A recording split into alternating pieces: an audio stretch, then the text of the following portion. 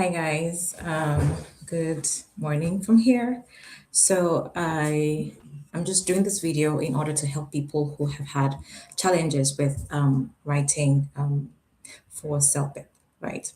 And we all know that for those who don't know what CELPIP is the English Proficiency Test exam, specifically for Canada.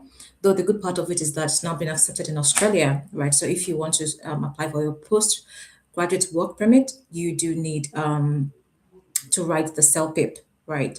If you want to apply for permanent residency, you need to write the CELPIP, right? That's CELPIP General. And if you also want to apply for citizenship, right, you also have to write the CELPIP, though it's just the listening and the speaking test that you need to do. Though in this video, I have previous videos where I talked about reading and listening. Though in this video specifically, we're going to focus on writing, right?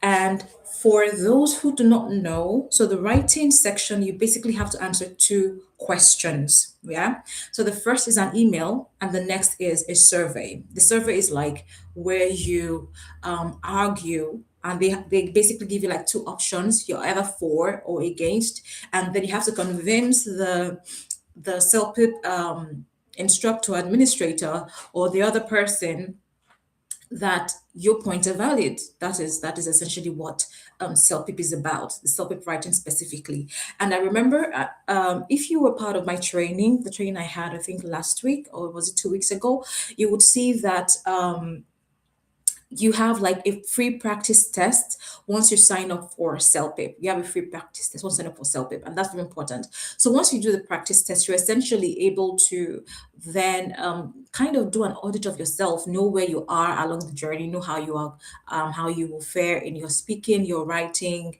your listening, or your reading, right? And this should help you channel your energy and resources into what you need to focus on. So let's say hypothetically, let's say that you did the practice test. For perspective, yeah, the listening and the reading are computer assessed. Yeah, so that means that usually you do the test, you're going to get feedback, but what you scored, but what you missed, and all of that. But for the speaking and writing, it is rater assessed. So which means that it is CELPIP itself, a human that will have to assess you, hopefully.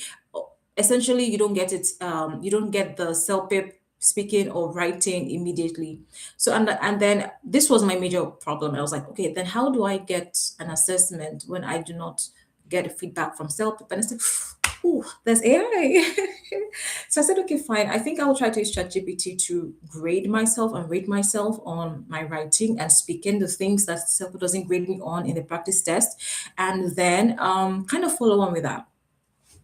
Fantastic. So the important thing to know again is that one, CELPIP is basically an English proficiency test. It is about strategies, right? And it is about knowing yourself. All right. Now, so when I did the CELPIP practice test, I realized that I was strong in my reading and in my listening, but I had challenges in speaking and in writing. So that was what I focused more, and that was what I spent more time on. I did brush up on my listening and my reading. I just did some things here and there. You can watch my YouTube video on listening and reading. It will really help you. Okay, and I brushed up on that, and I was able to get a CLB 12. Okay. Now, so now to the what's it now? Now to the writing with AI, writing with ChatGPT, or learning to write or improving your writing with ChatGPT. Okay. Now ChatGPT is a tool that everybody knows about, right? It could be, it doesn't have to ChatGPT, it could be Claude, it could be, there are many other AI tools out there, but I mean ChatGPT is free. It was one of the first AI tools that was available to us, to use, and it's quite intuitive as well. So I'm going to share my screen shortly, and I'm going to show you how I use ChatGPT to train for my CELPIP tests. Okay. All right. So let me just share my screen quickly. 1 minute.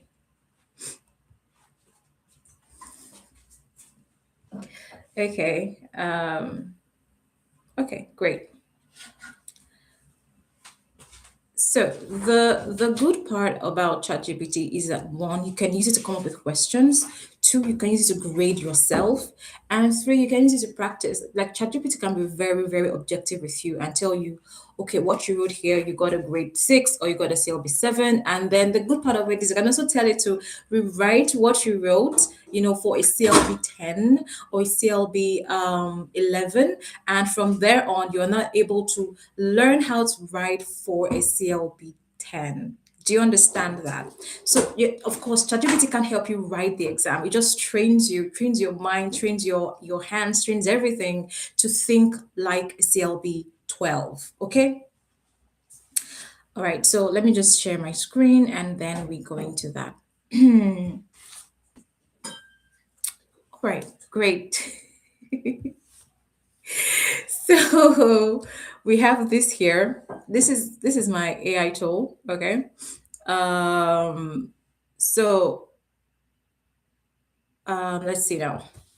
So let's say, so I name my AI Tara, right? I need help practicing for my CELPIP exam.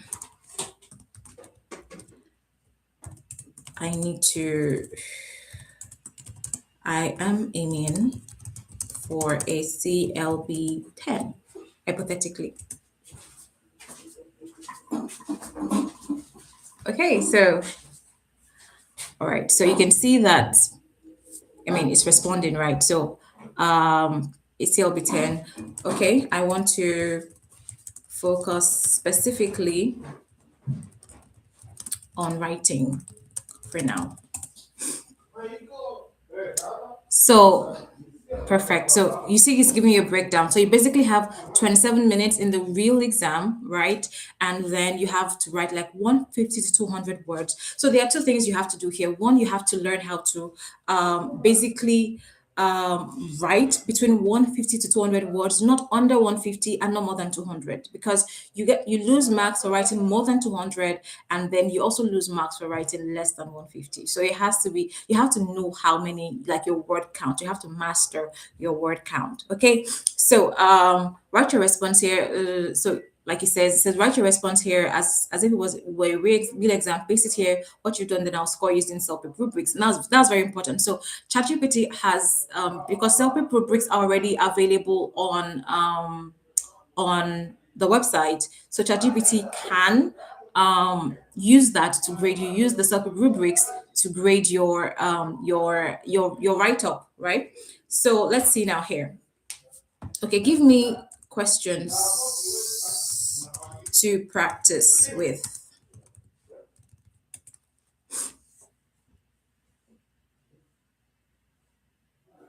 Okay, so the first question: you recently joined a gym, but the facilities did not match what was advertised. So write an email to the gym manager in your email. Now, this is very important. One of the things that also affects your scores in CELPIP is you have to be able to describe and tackle the questions. Like what you're writing has to address whatever the question is asking you to do. So describe the problems you have experienced. Your question, your write-up has to respond to this. You have to describe the problems. You have to explain why you are dissatisfied, and interestingly so, right? You have to do it creatively as well. And then of course state what you would like the gym to do. Okay, so that is the first one, writing an email. That is statutory, so you can begin to practice that already. So I started with subject, right? What I actually did was I did the from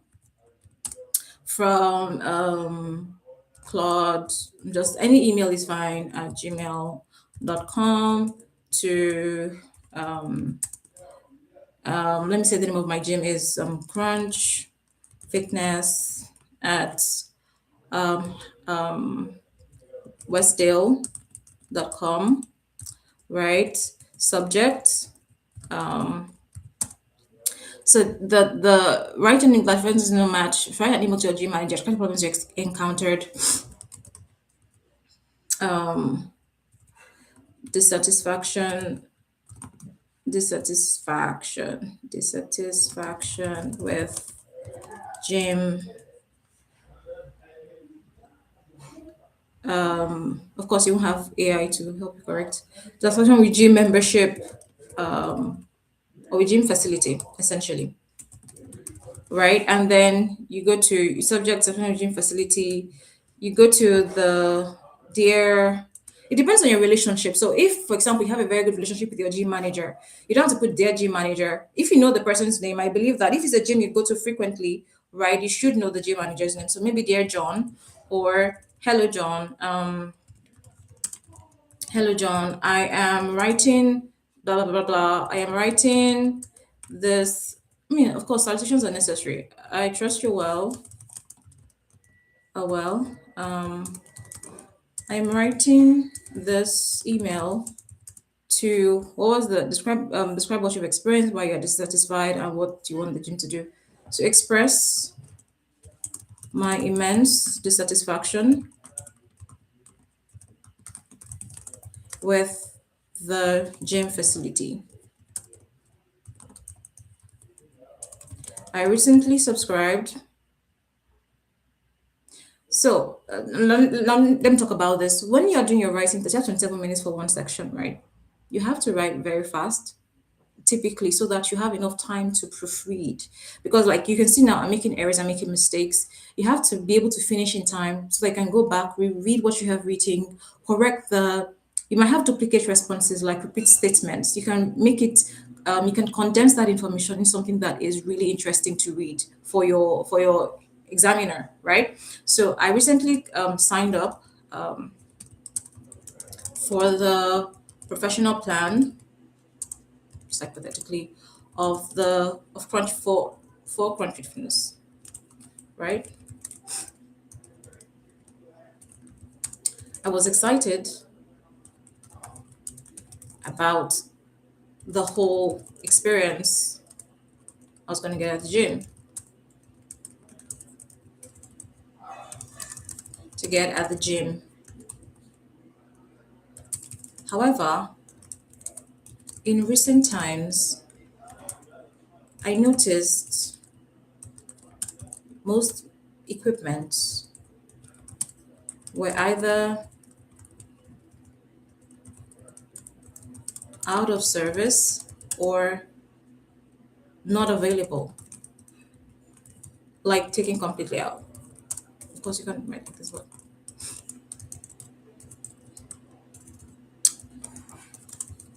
So XYZ. So I'm just going to drop this here. Um, because of our time, I'll just drop this here and I'm going to let ChatGPT grade this. It's going to notice that this is incomplete. So that is fine.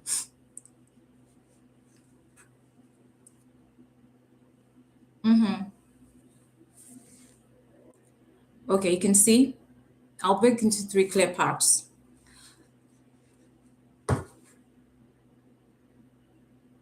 So right now it's saying that this is like a CLB 7 to 8 if completed in this style, right?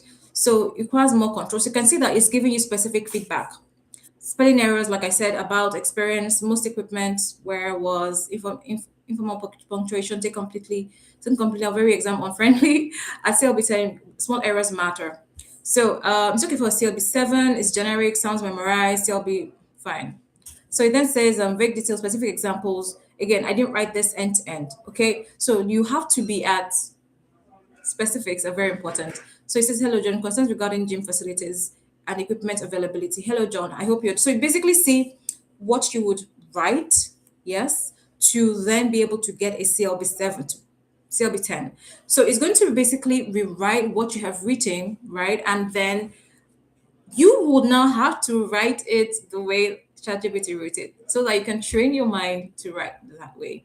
Okay, so that is essentially the basic secret. That is how I trained with ChatGPT to be able to improve my writing for the CELPIP test. So I encourage you to again train with ChatGPT, train with Claude, train with whatever tool you have, Gemini, whatnot, and then yes, move forward from there. So I wish you all the best in your exams and have a good day. Bye.